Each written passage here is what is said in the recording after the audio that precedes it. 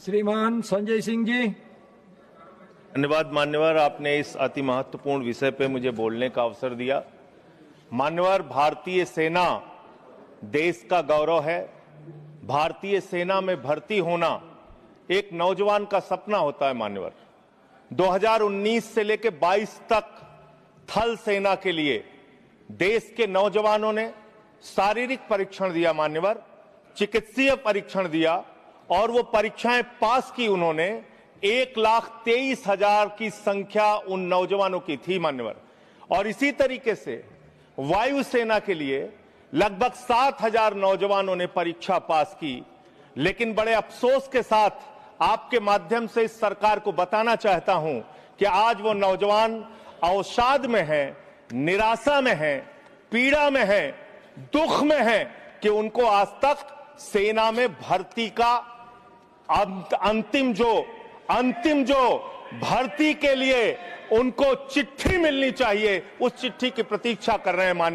मान्यवर, भारतीय सेना में हरियाणा का नौजवान, राजस्थान का नौजवान, उत्तर प्रदेश हो, पंजाब हो, देश के अलग अलग हिस्सों का नौजवान बड़े हिम्मत के साथ, बिहार का नौजवान भर्ती होता है। ये सपना देखता है, उसकी मां दूध पिलाती है अपने बच्चे को, सुबह दौड़ लगाता है, वो इस सपने के साथ भर्ती होता है कि अगर -50 डिग्री टेम्परेचर में सियाचिन में भारत माता की रक्षा करने की जरूरत पड़ी तो अपने प्राणों की आहुति देंगे।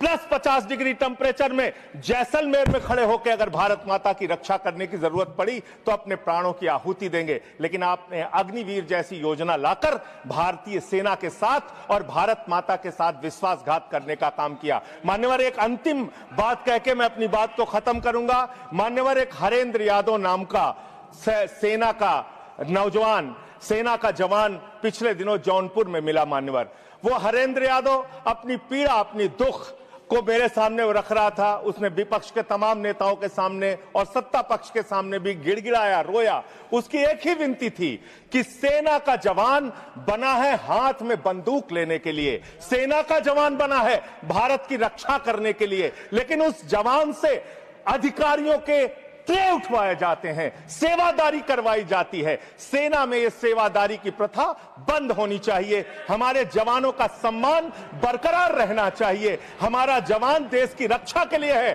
भारत माता की रक्षा के लिए है, किसी अधिकारी का ट्रे उठाने के लिए नहीं है, हाथ में बंदूक उठाने के लिए है, दुश्मनों से लड़ने के लिए है। ये मैं हरेंद्र यादव की पीड़ा भी आपके माध्यम से सरकार तक पहुंचाना चाहता हूं और निवेदन करना चाहता हूं मान्यवर कि जिस भर्ती पर आपने रोक लगाई है सारी परीक्षा पूर्ण करने के बावजूद, उनको ज्वाइनिंग का लेटर दीजिए। उन नौजवानों को कम से कम जिनकी सारी परीक्षाएं आपने पूरी कर ली है, उन नौजवानों की भर्ती कीजिए। बहुत बहुत धन्यवाद।